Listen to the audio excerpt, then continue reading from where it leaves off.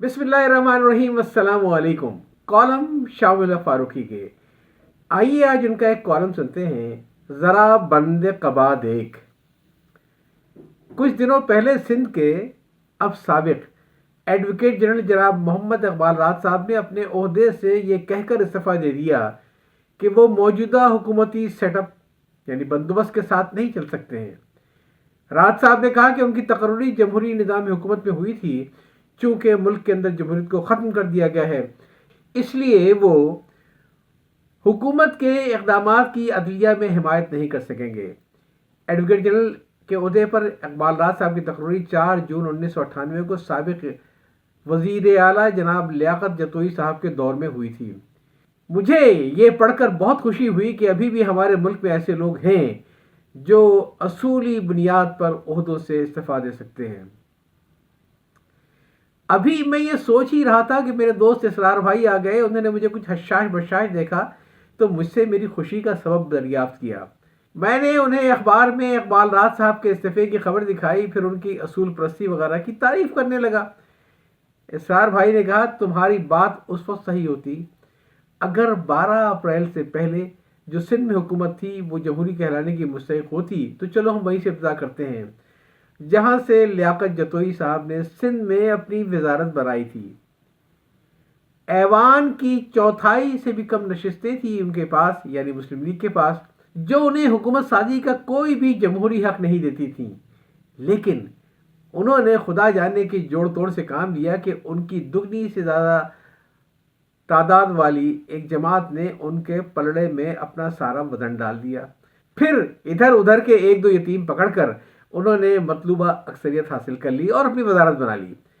इस तरह अपने पैरों से भी ज़्यादा लंबी बैसाखी पर खड़े होकर वो खुद को जमहूरियत का नुमाइंदा समझने लगे और जमहूरी हुकूमत की तस्दीकनामा देते हुए उसकी नौकरी भी कर ली। चलो, इकबाल राज साहब खुश हैं, हम इसे जमहूरियत बल्कि ऐन जमहूरियत कह लेते हैं। लेकिन फिर क्या हुआ? फिर यह हुआ कि अगरचे ऐवान में किसी किस्म की कोई तब्दीली नहीं आई और ना ही उनकी शरीक जमात ने अलहदगी का कोई इंदिया दिया, बल्कि उन्होंने अपना अल्ताफ खुसरवाना पूरी लियाकत के साथ जतोई साहब के हक में बरकरार रखा। लेकिन सिंध के साहिल पर समंदर में गारबन जो ज्वार भाटा पैदा हुआ, जो लाहौर में फटा, भाटा इस्लामाबाद में और तूफान सिंध में, यानी लियाकत जतोई और उनकी काबीना को एक नाक और दो कान के साथ नॉक आउट कर दिया गया और सूबे में गवर्नर राज नाफिज कर दिया गया। लेकिन सूबाई असम्बली भी इस हद तक मौजूद रही कि उसके अरकान घर बैठकर अपनी तनख्वाह वसूल करते रहे। बस उन्हें ऐवान का रुख करने की इजाज़त नहीं थी। हमने आइन की एक ऐसी दफ़ा के बारे में सुना था जिसकी रोशनी में सदर बाद हालात में किसी सूबे में गवर्नर राज नाफिज कर सकता है, लेकिन उस सूरत में असम्बली भी दफ़ा हो जाती है और मुअय्यना मुद्दत में दूसरा इंतखाब भी होता है। लेकिन ये एक अजीब जमहूरियत है कि असम्बली के तमाम अरकान बखैर आफियत मौजूद थे, उनकी आरा में कोई तब्दीली भी नहीं आई थी, जिसके एतमाद के सहारे अकलियती बल्कि इंतहाई अकलियती अरकान के नुमाइंदे ने अपनी वजारत बना ली और पूरे एतमाद और तसलसल के साथ बगैर मुतज़िल हुए अपनी जगह पर मौजूद रहा। लेकिन ऊपर से हुक्म आया कि सिंध के राजपाट में राज गवर्नर ने संभाल लिया है और पाट या धोबी पाट लियाकत जतोई साहब के हिस्से में आया और इकबाल साहब भी इस सेटअप को जमहूरी सेटअप समझ के नौकरी करते रहे।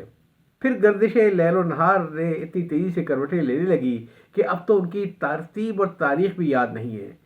बहरहाल कुछ दिनों बाद गवर्नर तरह गवर्न करता रहा। फिर यह हुआ कि एक शख्स को जो सिंध का ऐवान का रुकन भी नहीं था, गवर्नर का मुशीर आला बना दिया गया।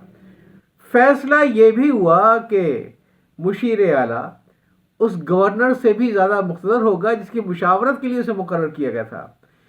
इकबाल राज साहब के नज़दीक ये भी जमहूरियत थी, लेकिन जब गवर्नर से इस अनोखी जमहूरियत के तकाज़े पूरे न हुए तो वो माँ बखैर व शुमा बसलामत कहकर रुखसत हो गए और फिर एक ऐसा गवर्नर तलाश किया गया जो अपने मुशीर आला का ताबे फरमान बनकर रहे, यानी बादशाह का सबसे बड़ा मुसाहिब।